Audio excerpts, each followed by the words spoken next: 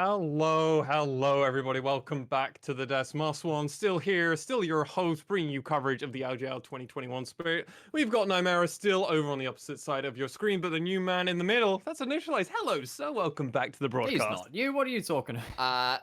Old made new. I am very glad to be back. I'm glad to be here. I'm glad to be getting on with Super Week. I have been happily enjoying these games from the back room, but it's good to be on camera and feeling good about it. Cheers to Greyheart for taking on some of the load. Doing a fantastic job at filling in my shoes. Got some stuff to live up to, but I think these games should hopefully help out with that.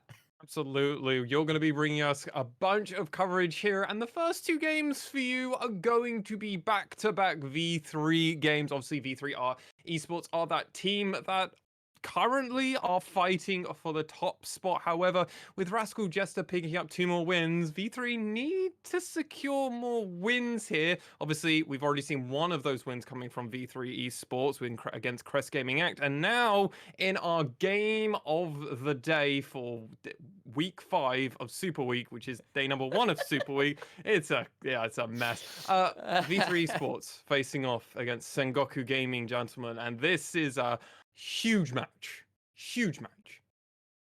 Yes, it absolutely is. V3 have been on a bit of a tear. That last game was a bit scary in the early game. They were down a soul point very early on. Things were looking a little bit rough in lane. There was lots of CS advantage, so things are getting a bit difficult. Then they managed to find some absolutely gorgeous team fights. Maybe there was some misplays that helped them out, don't get me wrong, but they definitely had the team fight prowess. Sengoku on the other side have just been on a massive tear, though, and if you give them those advantages in the early laning phase, then, well, people like Gango, like Crash, could definitely make your life a lot more difficult. And part of the reason why this has become such a big matchup is because of their week 4 performance from Sengoku Gaming and their decisive and convincing win over Detonation Focus Me. And that was with the Detonation Focus Me. That was the lineup with Arya in the mid lane, not Syros like we saw against the Rascal Jesters earlier today, which we will be bringing you coverage of. That oh god, that's still gonna throw me through a ringer when we do cast over it. But Sengoku Gaming, Nymera, this team looks revitalized, looks fresh, looks new even. They've kind of come into the fullness of their identity, which is they are an aggressive playmaking team playing around a heavy bot side focus from the likes of Gango, right? I think particularly having both Kai'Sa and Kalista in meta, both of Gango's most played champions of all time, is huge for this team. So Kalista versus DFM allowed them to play towards DFM's weak points. Now we're coming up against V3 for them, of course, and we'll have 2 games back to back off Sengoku. There is a chance that they can run through that bot side too, although the bot lane of V3 is, of course, very formidable in its own right.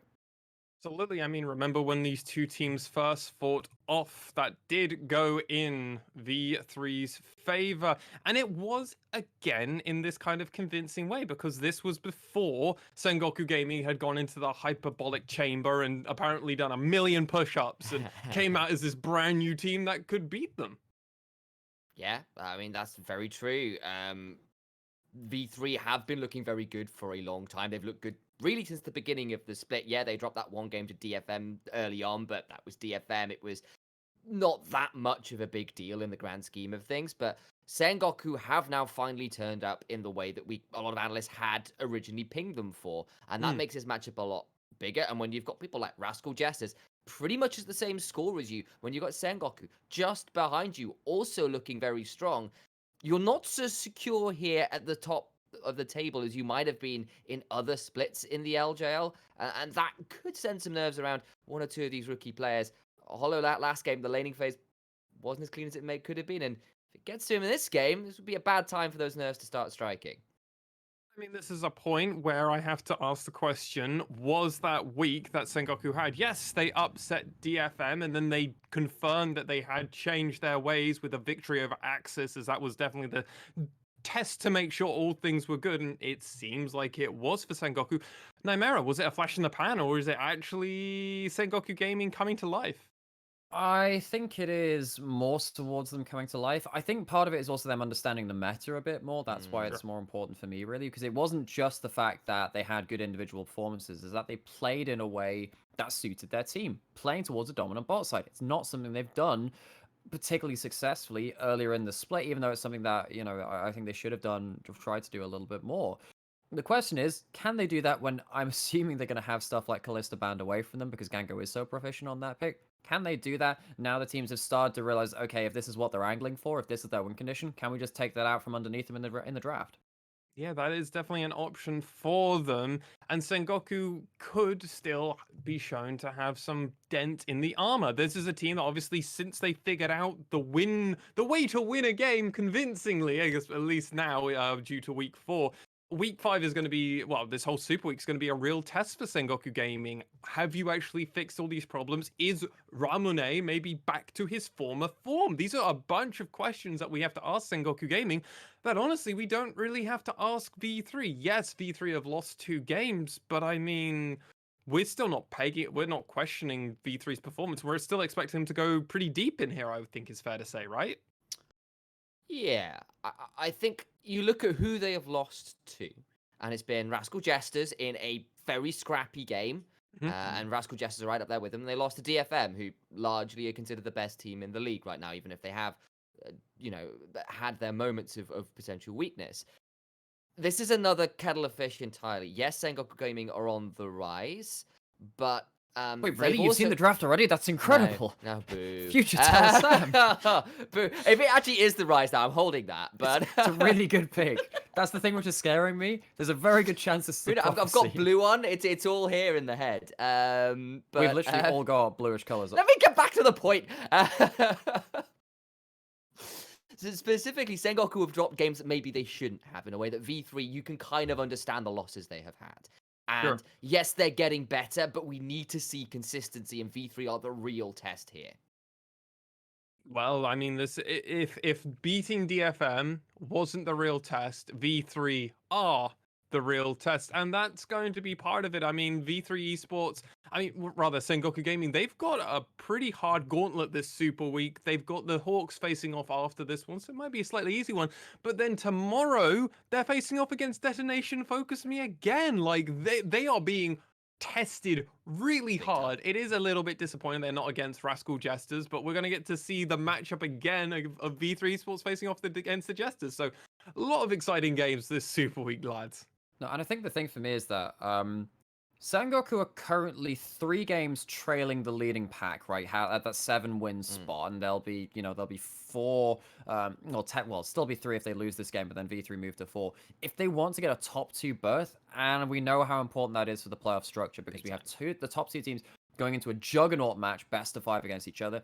Loser of that drops down and faces like the winner of the lower bracket, effectively, of the remaining 6 teams that get into playoffs. You want to be in that juggernaut match. It makes things so much easier. You play one less best of 5. You still get stage experience. You get it versus your direct competitor too.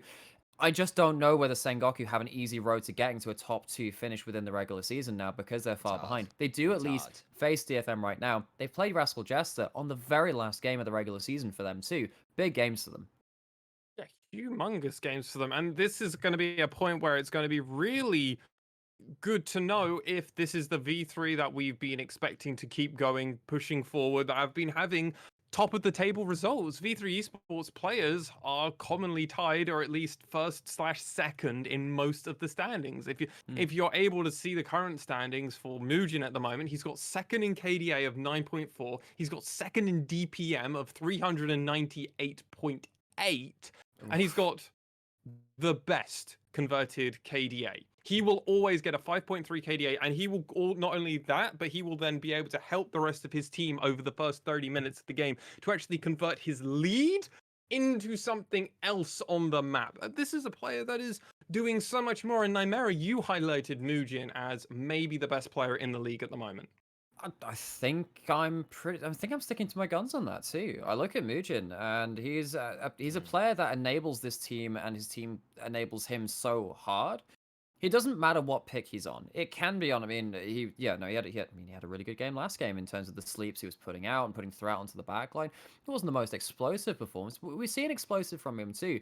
I think that the important thing for Mujin compared to Boogie from last year is that Mujin isn't obligated to carry, and therefore he doesn't have that burden on him. He's much more flexible in his draft. I know that in spring of last year, Boogie struggled to find the champions where he can actually be more utility within this team. Mugen has slotted right into this team, been able to kind of prop up these lanes when they have been in awkward situations, such as laning phases or junglers giving them attention, and then their presence within team fights has been pretty spectacular too. So then on the other side, Initialize, I'm going to come to you. How does Sengoku kind of prevent Mugen, who is this best player in the region, from actually dominating and overthrowing the game for them? Is there a way around this? I think you probably have to look about, well, how has Crash managed it in the past? And partly it's because he has been really good at counter ganking over the last couple of weeks, especially on the Hecarim, which is very quick around the map. And while it might not be the strongest ganker per se, you do get to lanes much quicker than a lot of other junglers if you set yourself up. It's how he kind of took Steel apart a little bit early on, because DFM thought they had clean 2v1s, and it wasn't a 2v1 for long enough multiple times. He's done it as well versus the likes of trying to remember now. I think it was sort of the Hawks, particularly. I think it was versus Apamon. He managed to pull it off fairly well around the top side. And if you can kind of keep an eye on Mugen, and Mugen is relatively versatile, but he has been known to drop the occasional camp early on to set things up for his lanes. If you can track him and kind of maybe counter stuff as you've been doing beforehand, you could maybe catch him out. Okay, well, that's how the option will go. Follow the jungle mirror match, as our junglers are going to be where all the action is around. Gentlemen, we're about to go into pick and ban phase, so I need to quickly get your predictions. We're going to go to Nymera first. I think I'm going to end up going for V3. Sengoku showed a lot of their hands with how they've succeeded in the last week or two. All right, Initialize, which way are you going? I kind of have to agree. I think V3 come in favored. Well, with that all said, that's 3 for 3 for V3. Whether it will be Victory 3, we'll have to find out. Gentlemen, take it away. Thank you so much, Maswan. We are straight into picks and bans, and I'll avoid a Victory 5 reference as best I can. Sengoku over on the blue side, V3 on the red. We have already got Nocturne and Galio banned. But before we go any further with those, we've got to talk about rosters, and that means Paz, Crash, Ramune, Gango, and Enti making up the Sengoku Gaming roster. And V3's Spring 2021 roster, of course, Cog, Mugen, Ace, Hollow, and Reiner. 2 of those 5 players that went to Worlds last year. 3 new players to the region coming in. Well, I say new to the region, new to this team at least. Cog been around for a little while. He definitely has. And we've got to also keep our eyes on some of those bans. I mentioned the Nocturne that got banned away alongside that. Galio on the other side. It's been Hecarim, Seraphine, Rel, all very powerful picks right now. And of course, the old set ban away from V3. Too many good players of that champion over there. And so it does leave Udyr up to be first picked by Sengoku Gaming. Okay, so the tier list jungler going over to Crash. On the other side, we have ourselves Thresh for Reiner. It's a pick shared between NT and Reiner. It's a relatively powerful pick between them. While we're going to go see ourselves, the 11.3 Olaf has been nerfed in terms of its healing. Still very strong in its power farming, and that's why maybe we're going towards a little bit more of what we have seen before. That is going to be the Lilia for Mugen. What is it with Flash Wolves becoming junglers becoming V3, junglers becoming Lilia players, eh? Mugen locks in that champion. Sengoku Gaming hover the Draven.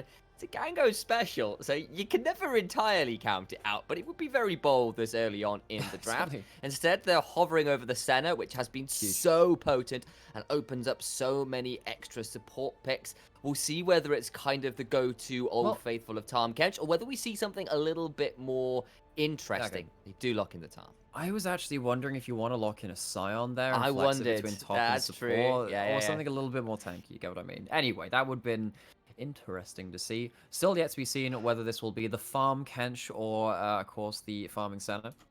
I feel like I haven't seen a farming Senna in a long time now. I feel like my default at this point is to assume Senna will be fasting, and to assume the support will be farming at this point. But I don't agree with that. But there's still that option, I suppose. The gold is still really nice, right? It is. I mean, I think that getting up to your 3-4 item spike does help a lot. When you're against something like an Aphelios now as well, though, I think you favor trying to get more range increases than you do getting more item completions, just because you want to outrange the Aphelios and stop him having the ability to burst you out a little easier, because you're not an extra 60 to 80 range further away from him, depending on how well you've been farming souls that game. So now we have the Fellows Thresh lane. This is something which V3 succeeded with so much with Archer and Reiner back in 2020. Holiday coming back off the back of that pentakill in that last game. Going to be probably high in spirits, and now has the Thresh to cart him around the map and out of danger with that Lantern. Reiner is a fantastic Thresh player to boot. Yes, Hollow had a rough time in lane, don't make any bones about it, but being down a CS discrepancy early on is nothing compared to that kind of team fight priority we're showing later, and when he's got the champion for it, right? Coming through to this next phase of bans, though, Sengoku Gaming have banned away Nah. Then on the other side, it has been a mid laner focus and very much a control mage focus. The Orianna and the Azir off the Total. Range zoning potential in teamfights. The Orianna with the Shockwave and the soldiers from Azir, really nasty against the likes of your Felios that wants to start running into the fight and start playing things a little bit more face up within teamfights and not get kind of zoned out by the likes of those champions. I guess there's still stuff like the Victor available, which can fill a similar niche. Syndra being the last of that bunch too, and Ramune does play both of those champions. On the other side, though, Kog'Og not going to be able to play that Renekton. Renekton really a strong combo towards the top side of the map. And that makes me think, okay, are you actually going to go towards something like that Sion on the top side for the Paz? For the Paz, yeah. The Paz. Yeah, because Sion can get a little bit dumpstered by Renekton and just held down enough to not impact the team fights in the way that they want to. I'll give you a Paz for that reference and we'll move on. Ace is hovering his oh so famous Zoe is locked in. He has been very good on this champion for a number of years, even when things have been, when he's had some weaknesses in lane. Zoe is definitely one of those champions where he's shown a superlative amount of experience and control on. This is the thing, right? Because I would say almost that it's almost an infamous pick in some ways. But the last couple of games, particularly coming out of the finals, even from last summer 2020, two back-to-back games of this Zoe, which Ace performed so well on, picked up, and now going to be against that Syndra in the mid lane. That is a skill matchup. And they're hovering the Aurelia here as well. Of course, it is a hover, not a lock, and it would be a very bold blind pick, but it would be throwing down the gauntlet versus Kog'Og, who has been so good in that top lane. Instead, they're going to go over to the Camille, which is still very much a gauntlet thrown, and I want to see what Kog'Og decides he's going to pick into this. Very aggressive carry matchup.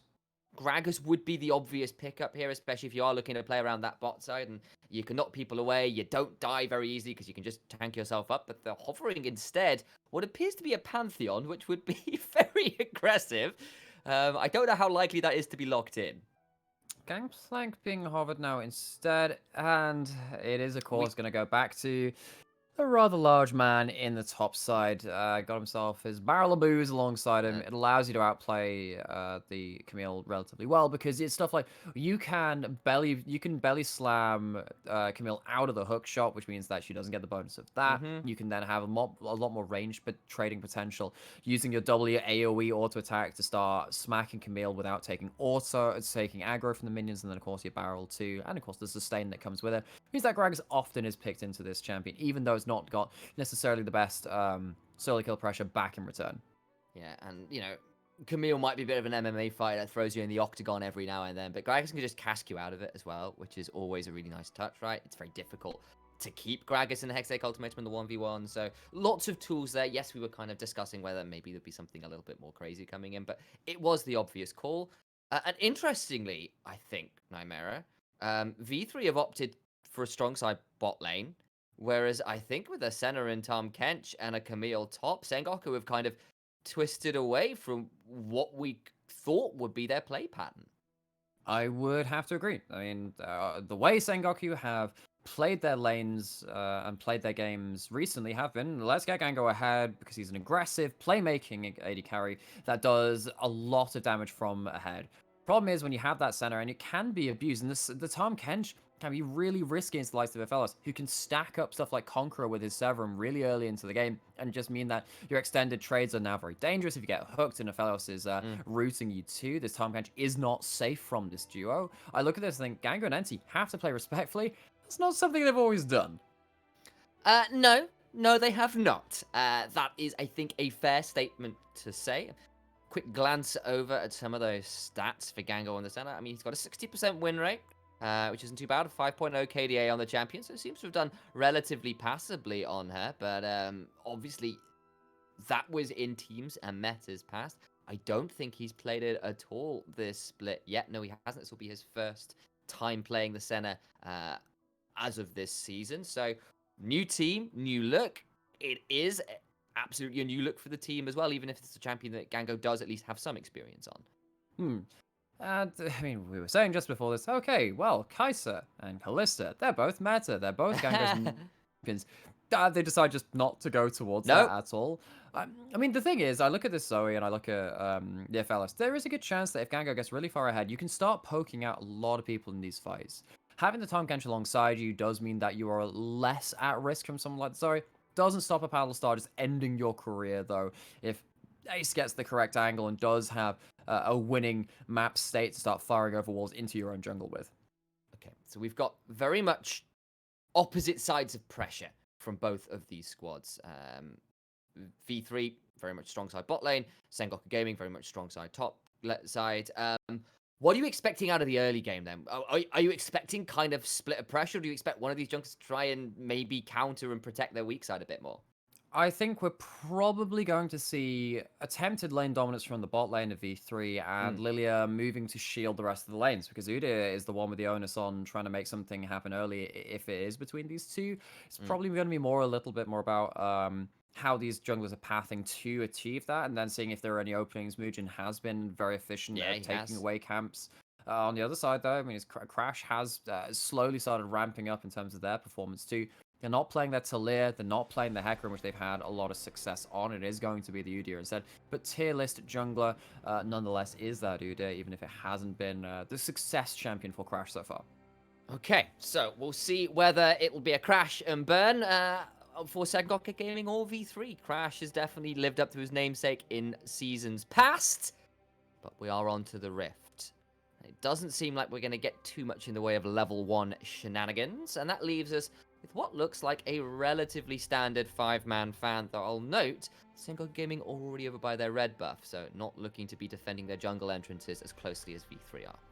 No, they did end up, well, they put out some vision to that end anyway, maybe just not standing in the brushes themselves. So we see the teleport on Tahm Kench. I'd imagine it's going to be the Doran Shield, and we're going to have the Spectral Sickle picked up by Gango. We do have the Farm Kench and the Fasting Senna. Feed your AD carries. Don't. Yeah.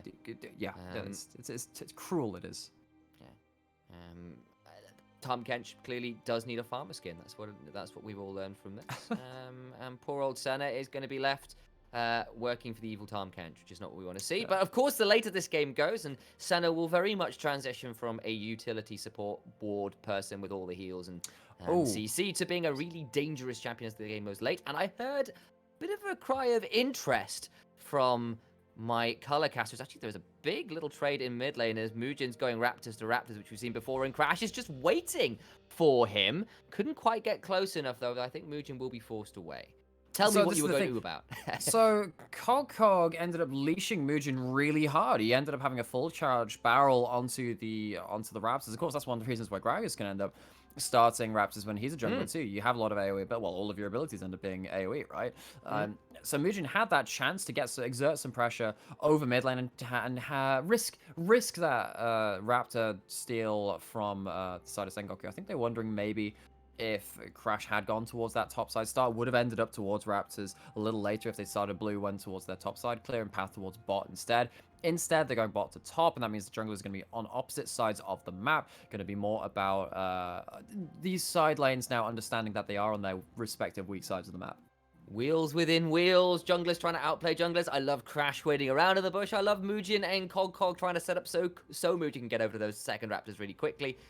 I also quite like Paz putting down that early ward to check out whether the Krugs are up to really back up Crash's early clear as well, because you can guarantee now that Paz is topside that Crash will be coming and rubbing his hands going, ooh, goody, more golden experience in that top side of the map for me to clear. Mugen hasn't taken red buff, so he has a camp behind Crash and what he's doing. This is exactly what you were saying in terms of, okay, Mugen does tend to give up a couple of camps every now and then to try and get something moving on the map. So they're going to get themselves the bot scuttle, but they've lost themselves the chance to do an early full clear. They're going to be behind just a tad in tempo compared to Crash. I've also got to call out that Crash is actually just backing away now. He's not going for the invade. He's not going to go for that red buff. And that probably means that Mugen won't have that coming through as Ramani does get ganked, that bubble going wide. And the second gank in as many minutes for poor old Ramone in mid lane, who has at least avoided having to back as yet. But if that bubble lands, that's effectively yeah. just a straight kill, right? Because you yeah, get them yeah. frozen in place, and you get the sweet spot of the. Even if you flash away from that, I think actually you end up dying. Chance at a kill from V3 and trying to uphold that 100% first blood rate, even in their 2 losses, they got those first bloods in those games. Mujin now back on track to try and get through the rest of those neutral camps throughout the jungle. And in terms of the laning state, relatively even across the board. I think that's the way to call it. I'm looking across and not seeing any major CS discrepancies right now. As Ramone will be clearing up the wave in mid lane, having teleported back in. And that's kind of all she wrote. Ace has just burned his teleport as well, so that's a couple down from either side. But nothing much more to be said right now. It has to be put out. There is, interestingly, a slight gold lead for Sengoku, but I'm not quite sure from where. It's probably just how I don't know. Cannons? Good question, actually. Like, I'm looking, it's just been evened fun. up. You So say maybe that it's it's a little bit literally- behind. Yeah, it's just literally evened up. The moment I mentioned it, it was clearly a mistake. Either way, You said I that was like that it's was a like bit weird. 100 gold. What's happening here? It's probably just like the support itemization, Yeah, spectral that's cycle being exactly frog, that. and then you get Exactly like that. 3 gold per soul anyway. Look, it's not game breaking. It's definitely not. And that was kind of what we were going for until we got confused by maths and what was going on. Instead, Crash might be looking for his first gank of the game, and trying to get onto Cog. He's going to get right behind, and there is no He's ward got here. him. I think Cog is far too far up. Tactical Sweep comes down. There goes the cask, but it's not going to be enough. First blood over to Paz, as easy as you like, and we talked about strong sides of the map. That ward for Cog was in the bush, in lane. It wasn't even in the river, and that was the easiest gank of Crash's life. I think a lot of this comes from the fact that Mujin has not managed to achieve much with their early pathing in terms of scouting out where Crash is on the map. Mujin's been on vision a lot of the time. Crash has had the run of where he wants to go first, and that meant that the information game from V3 is being lost right now. And what has also been lost is their 100% first blood record. It has. V3's record is broken. They're trying to cause a little bit of danger around this bot lane tower, but Gango and NT, at least for now, seem to be relatively safe, and Crash is around by Krugs to make this, or any more aggression, be a little bit riskier. DC Mujin's already backed away. Reiner does get hit by the last embrace, but there's a lantern. Well, he put the lantern down. I don't think there's too much danger to be had there. Mujin's around this Scuttle Crab, and there is a dragon available, but I suspect that might be a little aggressive to start up at this point. Maybe.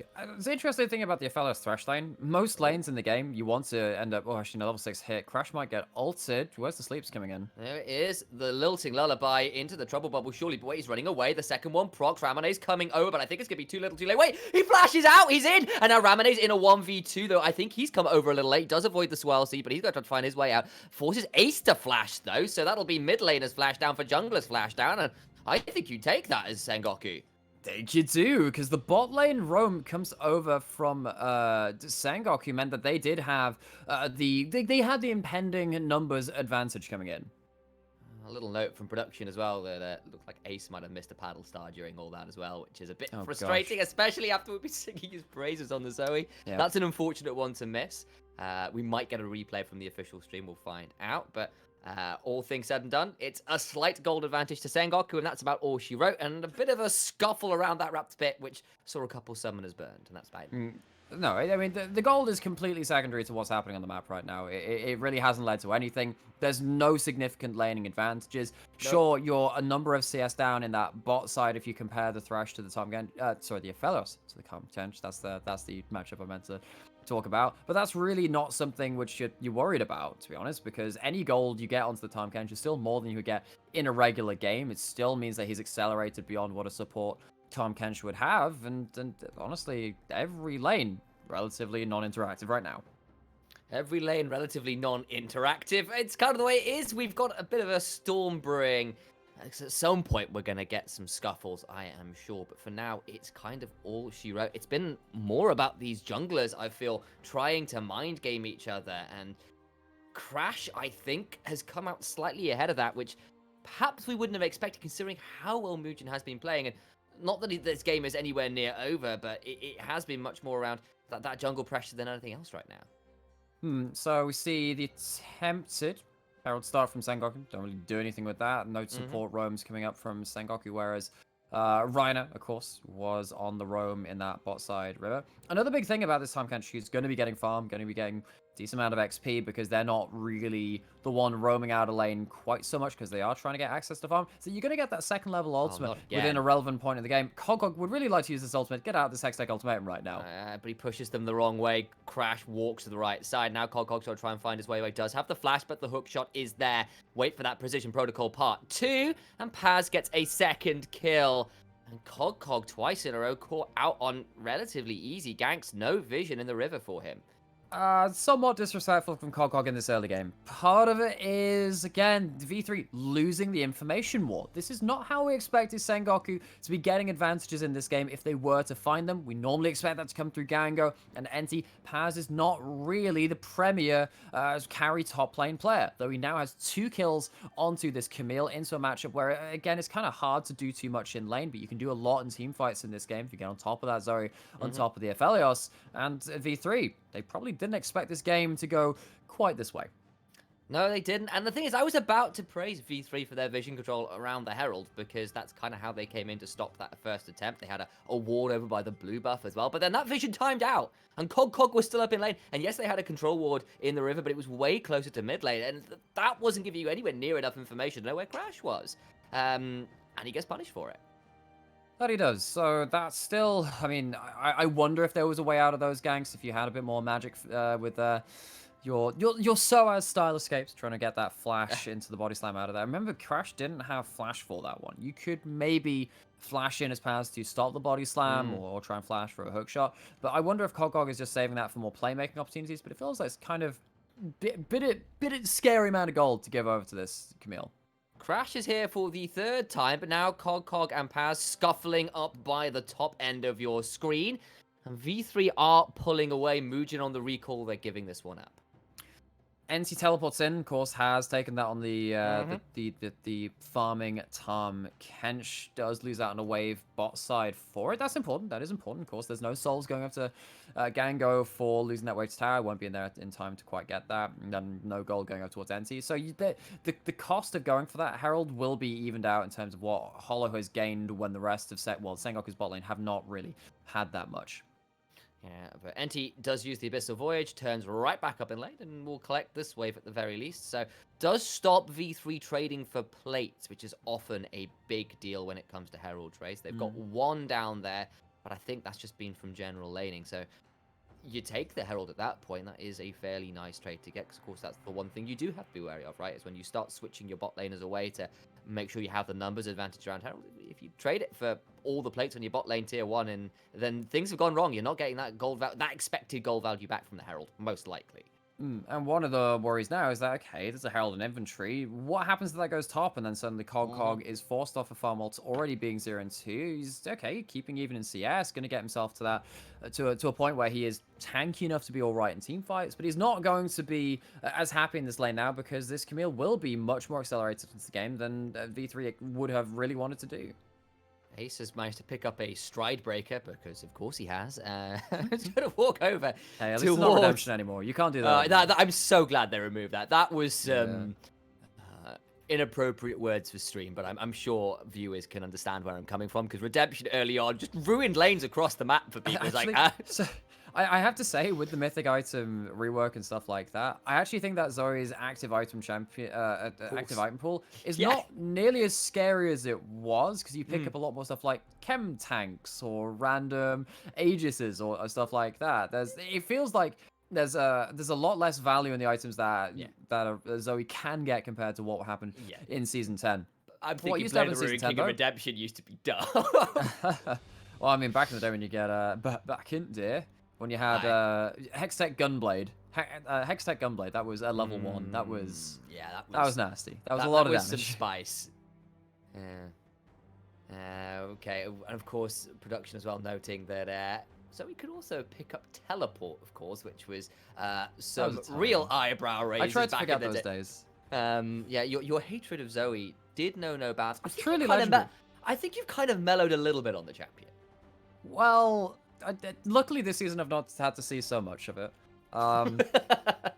And also, I'm not in a region where I have to watch, you know, Showmaker or people like the Rookie and Knight play the champion, or Yagao, or all these other players. I'm like, oh wait, that should not be possible in League of Legends. Please make it stop.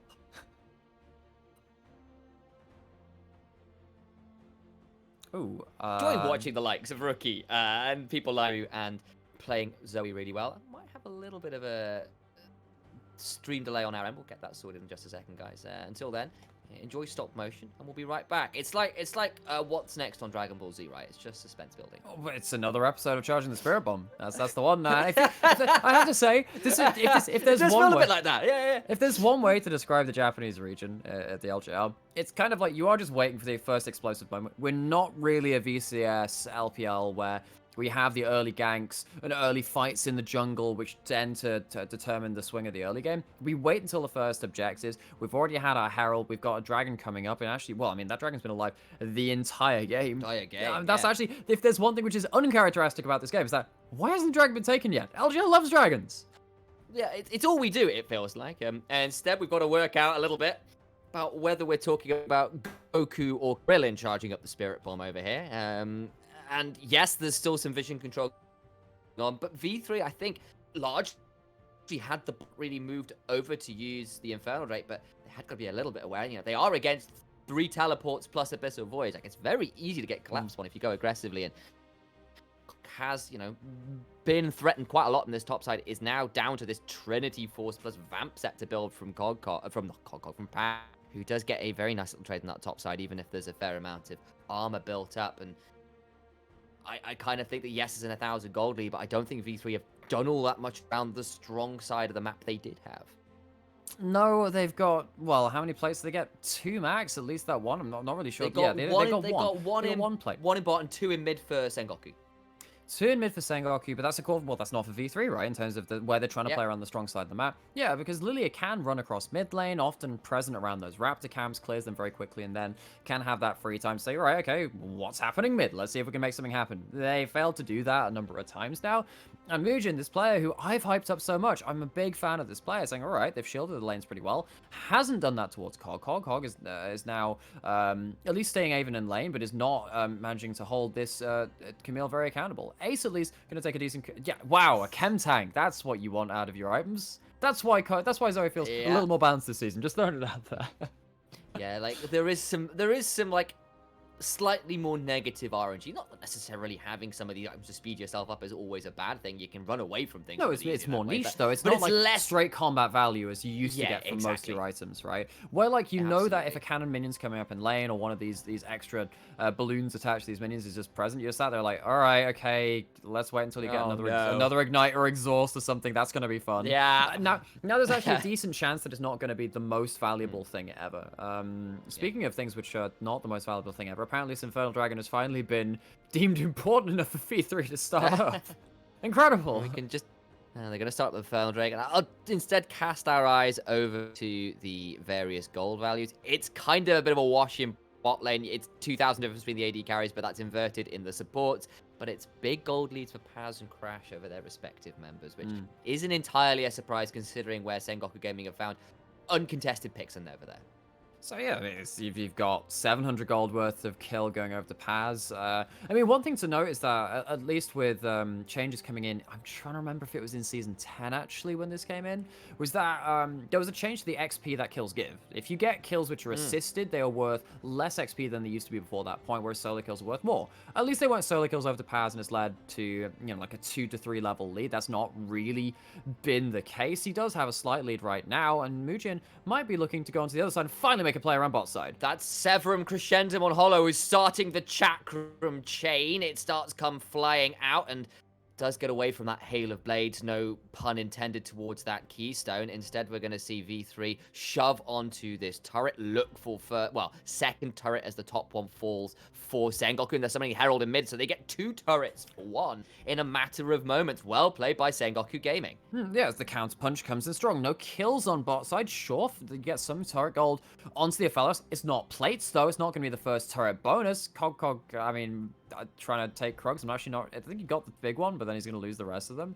But I mean, Sengoku, they lose themselves a bot lane turret, but they're happy with that. It's not like Senna's been denied access to farm. They're still going to be relevant, still going to be getting souls. And while this game is a slow burn, it is going to come up to a crescendo eventually when Gango gets to rock up to a team fight with 100 souls and says, yo, you might have taken my turret, but I've still got access to everything I need to become relevant in this game. I'll answer your crescendo with a crescendum, because I think Hollow, all eyes on him for V3 fans. He is well over 10 CS a minute right now. Got himself a hold access of that turret as well. And this is going to be a very strong Aphelios, don't get me wrong, but now Ace might be in a spot of bother, went for a bit of a trade, but is now very deep. Teleport in response, though, will make sure that Ace isn't aggressed on too heavily. Okay, so Ace just managing to get a teleport out of paths, which gets him back into lane. But what the question is now is, well, how does Sengoku activate their next phase of play, where they have open side lanes where Paz gets to open up into these turrets and say, and get a lot of gold, and start using that to form vectors into different team fights. Could be in mid lane, Lanterns coming in. Hollow manages to make his way out with, of course, that Dark Passage from Thresh. It's why this pairing bot lane is so good. Aphelios has no dashes, is pretty damn squishy, has really low things like MR. Doesn't get many of those stats, even for an AD carry. But no, he's the lowest. He's the lowest base MR AD carry in the game. He has something like 18 or 19 base MR as opposed to like low. I think it's normally like 23 or something like that for other champions. It's all actually Crash might get aggressed on here, clears out a ward. I was wondering what was gonna happen with that, but I guess was far enough away, and the sleep lands from Ramana instead. He takes off his HP. I thought he was safe after those minions walked in front of them, but there was enough of an AoE to allow some trading back as Cog and Pass trade on the other side, and Ramane backs his way off the tower, but isn't, you know, forced out of lane or anything. We're kind of seeing at least trade advantages across the board for various solo laners there, but a little note over to Senna's soul count at 74 at 20 minutes in. That is 3 range increases, nearly at that 80 mark, and Gango has been farming those souls up a storm. Thresh is getting jealous. And for the record, when you get 120 souls on Senna, that's when you match range with Caitlyn. So that's when you get up to that 750 range mark. Because you start at 600 range, right? You start at 600 range, and I believe it's every 20 souls afterwards you get 25 souls. So you need an extra 150 range, which then you take that down because that's an extra 5 increments. That's when you need you need like to outrange Caitlyn. You need 120 souls to get yourself up to that point. That's when you're like, all right, and then you got the Q, which increases in rage alongside that. That's when things get truly absurd. Yeah, and I think in my mind, the break point for when Senna transitions, at least when she is fasting Senna, to being a really scary damage threat is that 80 soul mark. Gango is 4 souls off that. Will likely be pretty close to done by the time this Cloud Drake spawns. Might mean we're about to see some damage pouring out of both these squads. A really important thing about this is that you think, oh, why are they just resetting when Dragon's coming up right now? There is a rank 2 Tahm Kench ultimate. That's pretty long range. And then center backs with them. Both of them can now have like a paired teleport. Crash can get chunked out just beforehand, though. I mean, I say chunked out. He's pretty damn tanky. Comes in from Ace. Doesn't really end up doing too much for them. And yeah, I mean, the other thing is, Gango just got the Rage Knife too, getting a decent amount of crit, gonna have that on-hit damage for this fight specifically. But Hollow has 2 items. Keep your eyes on that Aphelios. If he gets to run rampant, it will be over. Dragon goes straight down to V3 and the fight commences. Sleep at the back end of the fight, but look, overall, Hollow is caught out! He's down! Senna gets that kill, and that's another soul claim. 8 takes a railgun to the face, but he will get out alive. It's a kill for Sengoku, but it is the Dragon to V3. But what can Sengoku get off the end of this? They have killed that all-important carry. This all eggs in the basket of Hollow. This guy who's been farming so well this game has gone down, and Sengoku, I think, are just rushing over towards this Baron, potentially just for vision control, though.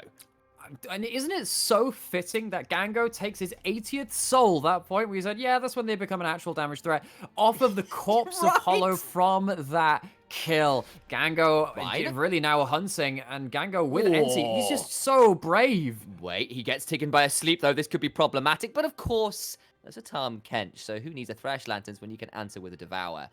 Reiner will get out, no summon is burned, but Sengoku are going to hatch a Ward and recall, but that will mean that V3 get to take a bit of a breath. and don't have to worry about that Baron start, which was potentially being threatened. Yeah, not quite today. Replay coming in. So looking at this, and we have, of course, this was the Dragonfly which came across.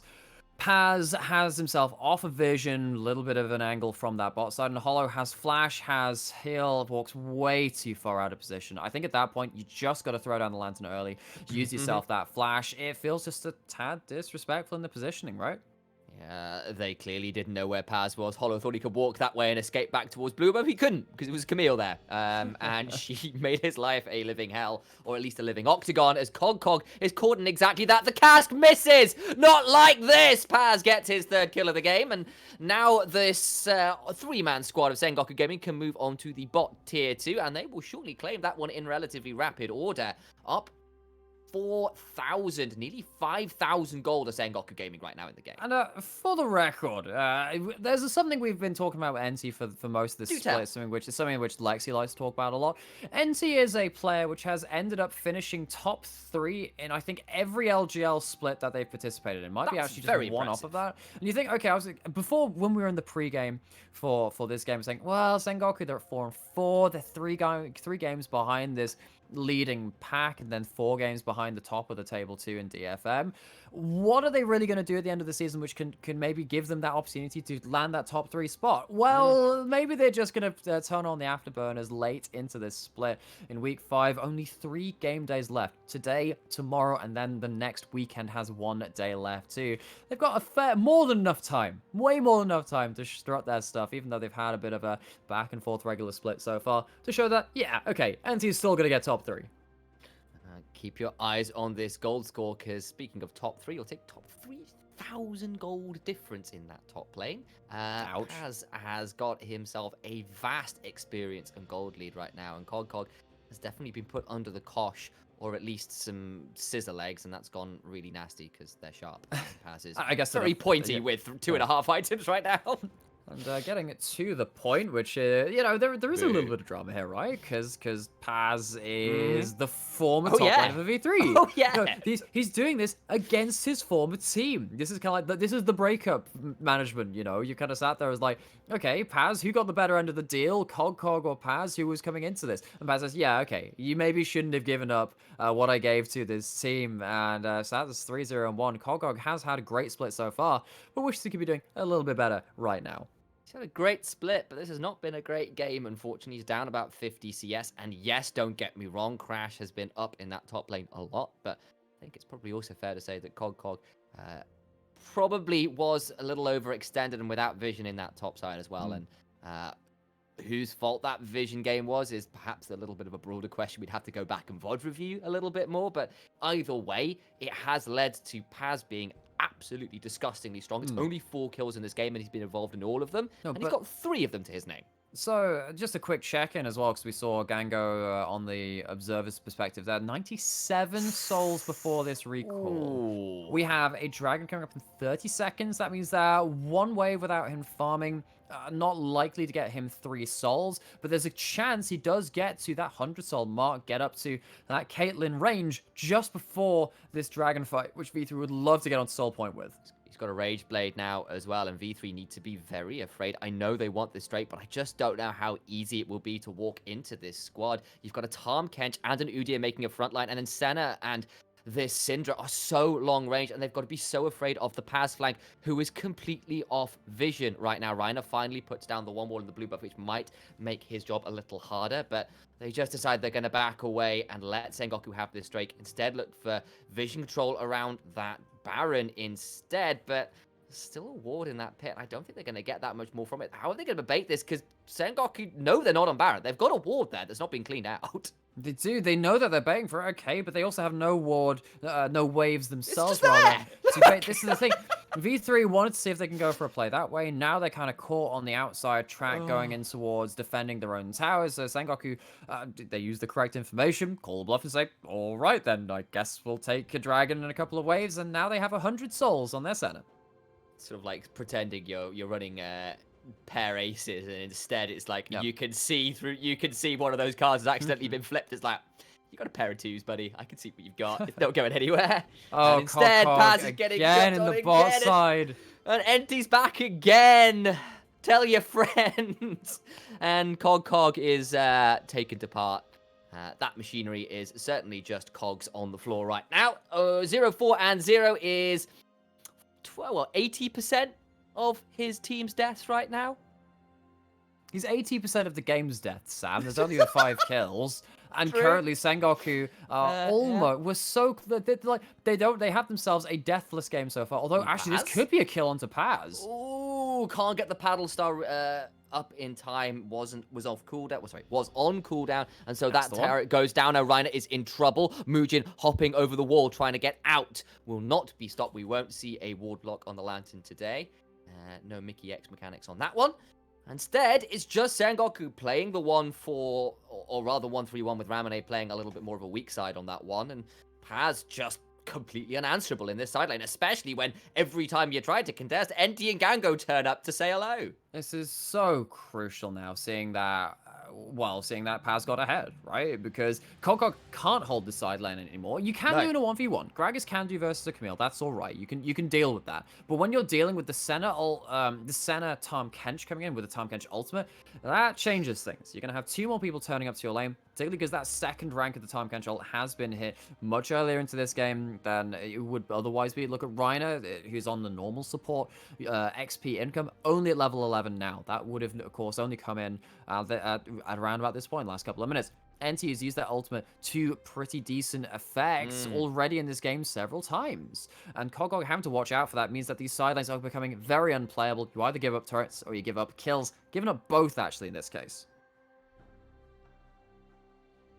I can't say what's going on with that then. Well, we'll have to wait and see, because at this point, V3, I feel are running out of options a little bit here. Like, is there going to be any time where they will have an obvious answer into this Camille? She's level 17 to level 14 on Cog. Yes, Ace is relatively close, and yes, he's got Spellbook, so can switch over to that teleport at some point, but I'm not really sure I'd want a Zoe into Camille at the best of times. Look, I mean, there is always... Well, this is the thing, right? If you hit a sleep and you take down that GA, and then that's when things start changing, right? Problem is, this is a Zoe in a losing game with their mid lane outer turret going down against a mid lane outer turret that's still up. In fact, there's only one tower down in favor of V3, so Zoe doesn't have those same angles for bubbles, doesn't have the same way to land the ridiculous damage poke combo.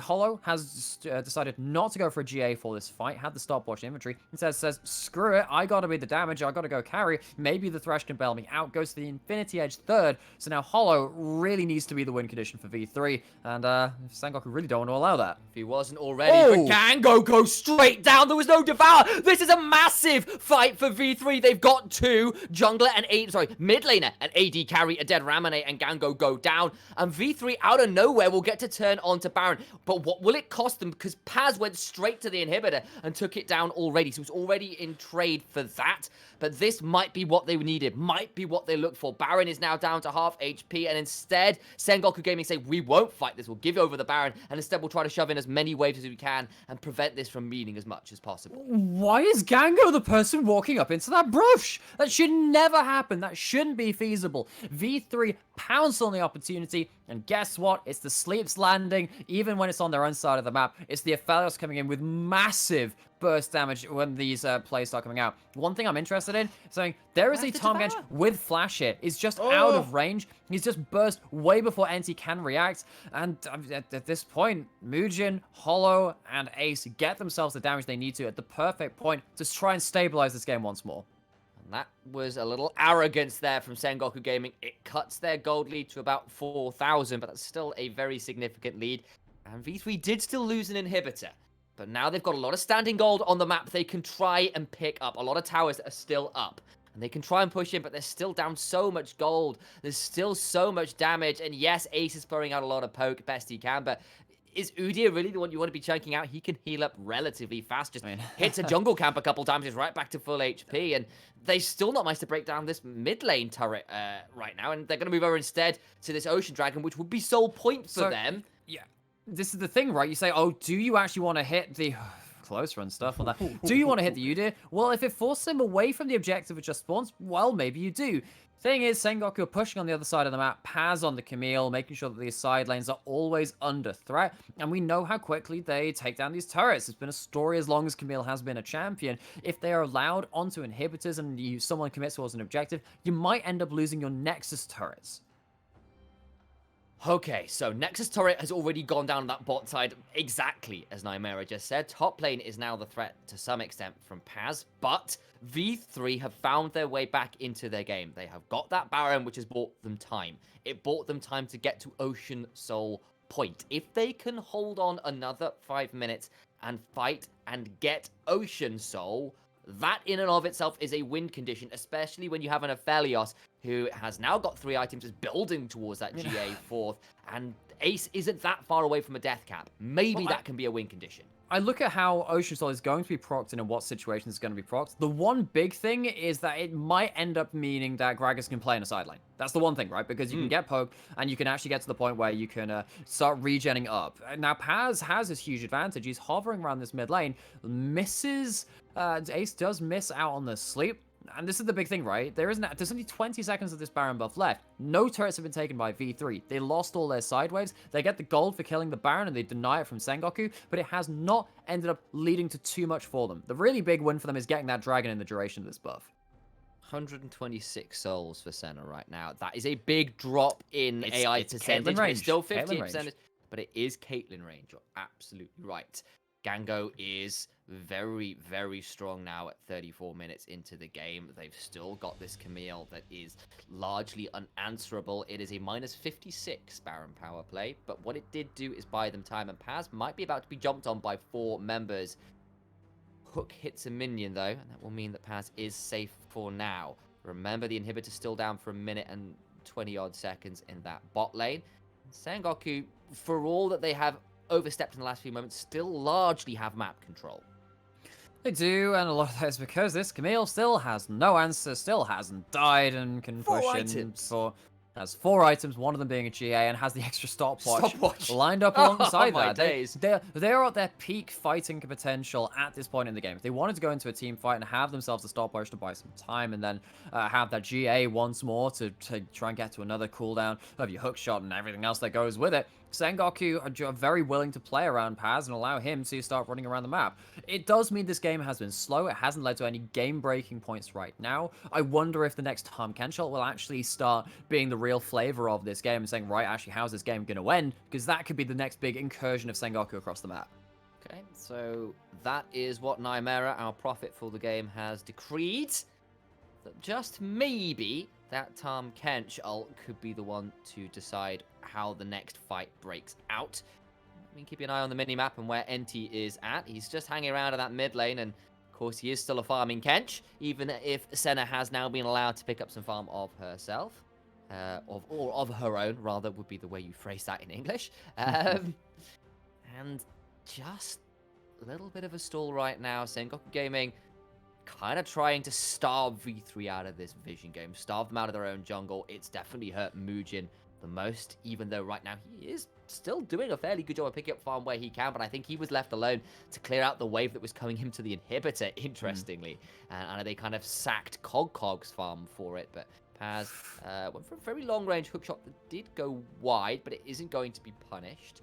And I guess another thing to talk about in this game is that there is nothing like, I mean, Senna does have a significant amount of healing, yes, with those Qs and the ability to reduce the cooldown of the Q every time you auto attack, and the Rage Blade helping you in that regard because it technically is an on-hit effect. Well, that means there's no Moonstone healing up stuff like if you get hit by a Swirl Seed, that's going to have Liandry's Demonic Embrace put on top of it. Yeah. NT as a HP stacker is going to really feel hurt by that. Same with the Udyr. I think that actually Muujin is going to be becoming a decent damage threat in these later game team fights, which of course we're now at that point. 3 items on Lilia is always pretty scary. Level 16 as well for Lilting Lullaby at that rank 3 to have that cooldown so damn low. And you're right, this is not Moonstone, Staff of Flowing Water. This is Liandry's plus Demonic Embrace. It's a lot of damage. Even Cog right now has managed to pick his way up to 3, and Muujin's gone very deep, takes so much damage from Senna, who just doesn't have that much thrown back. The Railgun comes out and chunks out Hollow as well, who's brought down very, very low. Crash goes towards the front line. But But V3 now healing back up a fair Paz. amount. Paz gets into the back line, but it doesn't do as much work as they would like. Reiner goes golden, having got picked up by the last embrace, and it will be Iramine who goes for the hug of death. Now Mujin, caught out as Paz forces his way back in. The Hextech Ultimatum following the Dark Passage, and that might be it. I don't think there's any way out. Hollow falls as well. Kong the last man standing, and it's an ace for Sengoku Gaming. Ramane picks up the last kill. They'll break into the base in the mid lane. They'll take the wave with them, and Sengoku Gaming 10-2, 38.5 minutes in, will win a decisive victory over V3 Esports. Not for the first time between these two games. It kind of ends in a bit of a whimper. 38 minutes, not quite the 57-minute monstrosity of a game from spring of last year between these two teams. Sengoku, though, take themselves one valuable scalp off this top-of-the-table team, and now they set themselves in a good position to start making that last-ditch run towards the top. Yeah, I think that's very fair to say. After their very awkward 0-2 start, Sengoku Gaming have improved week on week on week, and this time they take a very major scalp in V3 Esports, and they did so decisively. There are no caveats here about saying things like, oh, draft advantage and all that kind of thing, where we saw versus, say, the DFM game. We went, not so sure about what DFM were doing with drafting. This one was just clean play around the top side, transitioning into split pushing, and just got to give some serious credit to Sengoku. Great game plan, executed really well. Yep, that's about all she wrote on that case. And yeah, I mean, Sengoku, they won in a way which is not what we thought they would be doing. That's important, right? It shows that they are a multifaceted team, at least a little bit more than we thought. Absolutely. But we're going to have to cut to a quick break, because when we come back, we'll have ourselves an analyst desk to really take that game apart. Curse had won. The anger and the anguish overwhelmed his fragile soul and caused a wicked tantrum that he never could control.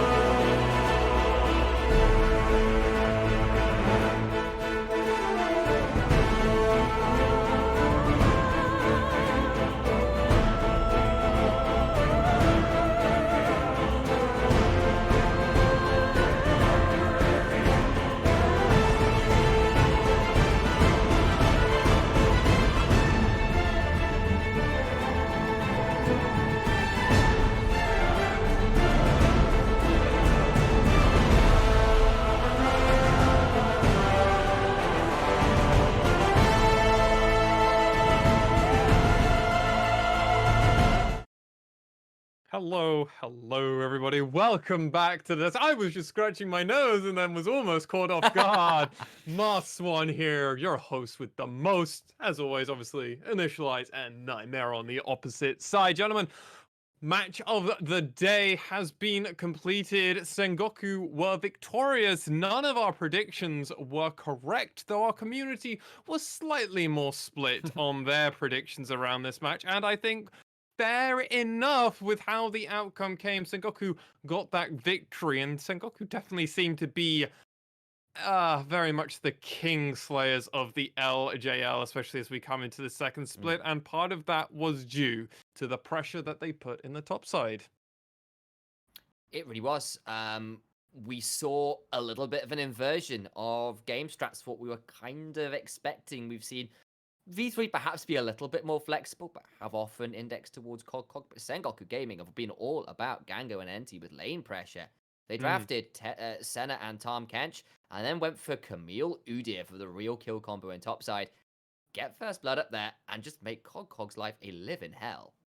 Yeah, and something about this game that was very interesting to make note of is this was a very controlled game from Sengoku Gaming. Nightmare, when we came into this, you predicted Sengoku to be a very aggressive team. Lots of their players have historically been incredibly aggressive outside of Paz in the top side, who is normally a more weak side. You just leave him be and then you'll come back to him later, or you'll ask for him and call him to come in and TP. That's where we typically saw him on the V3 lineup of last spring and summer.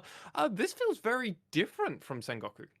I mean, in some ways for Paz, it's kind of returned to normal for him in terms of, like, this wasn't actually a very flashy Camille game, right? This wasn't him going in and doing crazy amounts of damage in team fights. And yeah, he did that once or twice. We saw that on, I suppose, that one dragon fight where Hollow died for that first death. And that really, really screwed over V3, because that was the chance they were looking for to kind of keep themselves into that game. I think Hollow kind of screwed the pooch a little bit on that one. It was just like, well, okay, died with flash, died with heal. There wasn't great communication around the lantern.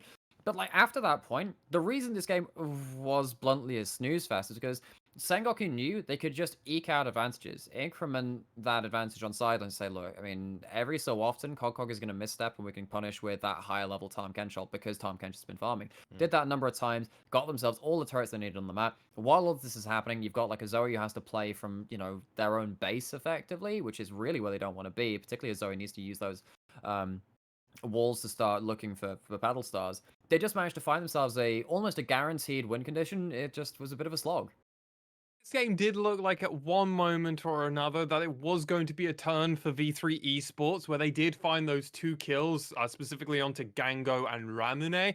And then obviously they turned that into getting a dragon. Well, actually they got a Baron, and then they eventually get dragon because of that Baron buff. They were able to find some advantages, and it looked, even though there was still about a 4.5k, 5k gold lead for Sengoku Gaming, that maybe initialized V3 might be able to fight this back, maybe? They managed to find themselves a win condition. Was it the easiest win condition in the world? No, but before that, it looked like they were kind of out of options. They were down kills, they were down pressure. It kind of felt like a bit of a foregone conclusion. Then Sengoku got caught overstepping, and V3 pounced pretty efficiently. And they did get those 2 key kills, and then they got the Baron, and then, you know, they didn't get that much off the Baron, but it stalled for long enough for them to get that 3rd Drake, which was such a big deal. They then had this Aphelios, who built Infinity Edge 3rd, was, you know, Hollow was at a point where if he was ever allowed to free reign and fire, he could put out the damage. Ace was on his way to a death cap and was clearly getting quite strong as well. So, like, okay, if we can get a fight around that soul, get the soul, we've got 2 carries who can do damage, maybe we can win the 5v5s and push down from there. They just weren't given the opportunity, and eventually when Sengoku got the fight they were looking for, it was just too much and a little too late, unfortunately. It really was a little bit too late. However, it's what Sengoku did. They strangled them out of this game, and that's how they wanted it. V3 Esports perished to Sengoku Gaming, and they did it exactly as you said, Nightmare. They just slowly pulled apart V3 Esports the moment that Baron was off. Exactly. Yeah, exactly, right? Because one of the things we learned basically in Season 9 Worlds was that, yeah, you can get Baron, but then you look at like the G2 SKT series, like, well, if you get Baron and you've got 0 sideways, you have to reset after that point. You get nothing Yeah. for it. And then this is exactly what happened. They got 1 turret by the end of the game. V3 had a chance maybe to win through bot side. They didn't crush that hard enough. They didn't get enough plates. The Aphelios was dreadfully out of that game. And then V3 had no points of power, no solid engage. They lost on all sides of the map at the end of it anyway because they couldn't end. They lost their mid lane out of turret too, and they just got shoved out of this game. So Sengoku, congrats to them for recognizing their win condition. And V3 didn't manage to play make early enough to get themselves their own. With that being, all the no, guys, my brain just turned off halfway through that sentence. I was like, I know exactly where I'm going with this. So did mine halfway through that cast. Oh, I don't. That was the game that we got. But gentlemen, after the break, we'll be bringing coverage of the Fukuoka SoftBank Hawks Gaming's looking to redeem themselves versus Sengoku Gaming, who are probably on the hunt to get into that 6 wins and 4 losses bracket. V3 Esports only 1 win above them. And then, gentlemen, we'll get to do some blast from the past action. But until then, let's go on a short break and we'll be back with our next game